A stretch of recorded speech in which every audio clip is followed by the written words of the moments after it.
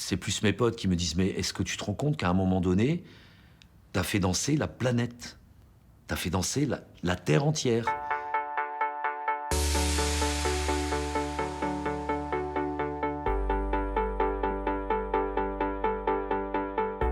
On a tous le même Dieu dans ce métier, c'est la musique.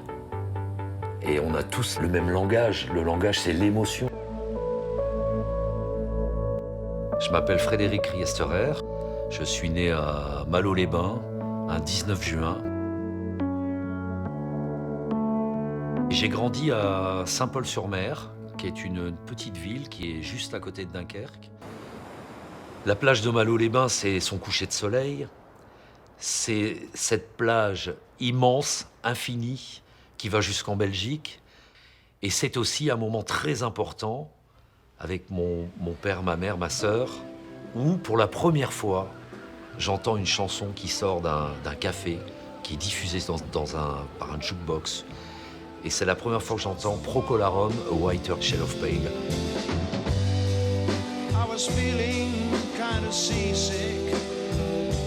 Mais oui, ça c'est un vrai déclic pour moi. Entendre cette chanson et le souvenir d'avoir les yeux qui brillent. Une chanson qui te touche ou qui ne te quitte pas la tête, quoi. Et puis tout d'un coup, j'avais 24 ans à l'époque. Mon père avait mon dossier médical, mais moi je ne savais pas pourquoi j'avais rendez-vous avec le docteur Rougier. Et mon père est allé aux toilettes et j'ai pris mon dossier médical et j'ai lu. Et là, j'ai découvert que j'allais avoir de la chimio. Donc évidemment, quand tu as un cancer très jeune dans ta vie et que tu t'en sors, tu peux plus voir la vie de la même manière, c'est pas possible. Joachim m'appelle et me dit « Écoute, on aimerait bien te solliciter pour le prochain album de David Guetta, est-ce que ça t'intéresse, etc. » J'ai dit « Ouais, je suis OK, on peut y aller. » Donc il m'a demandé de préparer il m'a dit « Fais-moi une petite démo. » Fred commence à me proposer des choses, on commence à faire un aller-retour par Internet. Écoute ton truc là, je l'ai écouté, c'est bien, mais tu m'as habitué à mieux. C'est un ami qui te dit ça. Et je crois que je l'ai vexé. Je n'avais qu'une seule chose en tête, c'était annuler tous mes rendez-vous que j'avais derrière. Et ça a touché son amour-propre, je pense. Je suis rentré chez moi, j'ai refondé tout un nouvel instru. Le lendemain, il m'a envoyé le début de Love Is Gone avec la guitare. Et j'ai dit, putain, ah ouais, là, ça le fait vraiment, là.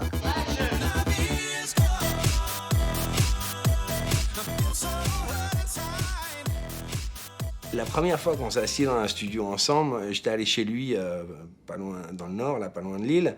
C'était comme si ça faisait 20 ans qu'on travaillait ensemble. Il y a aussi une complémentarité qui était évidente dès le début. Et moi, au bout de 3 jours, je dis, tu sais, David, il faut que je te dise un truc, quoi. Là, c'est la première fois qu'on travaille l'un à côté de l'autre. Et j'ai l'impression de travailler avec toi, mais depuis des années, puisqu'on a les mêmes... Il me dit, bah, tu sais, Fred, tu m'enlèves les mots de la bouche parce que j'allais te dire exactement la même chose. Et à partir de là, on ne s'est plus jamais quitté.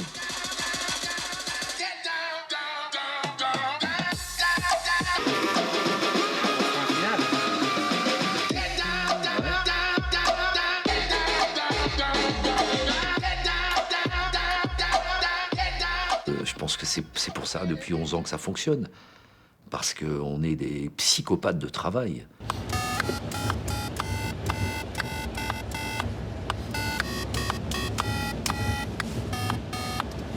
Et après... Ouais, mais c'est là Ouais, c'est là où il faut.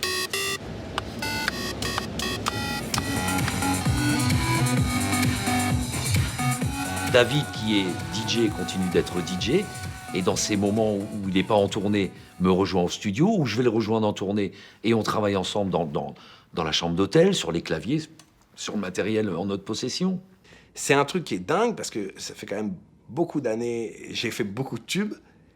Eh ben, il y a toujours une part de hasard, une part de magie, une part de... on sait pas.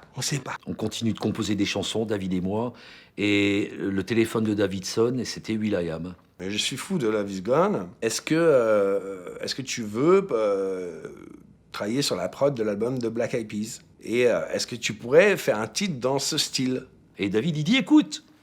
Et il met le téléphone à proximité de l'enceinte. Yo, this is crazy, this song. Je veux cette chanson sur mon album. Et je me souviens, il me chante la mélodie de I Got a Feeling et il me chante I got a Feeling. Because I had the chorus. I got a feeling that tonight's gonna be a good night. That today's gonna be a good day.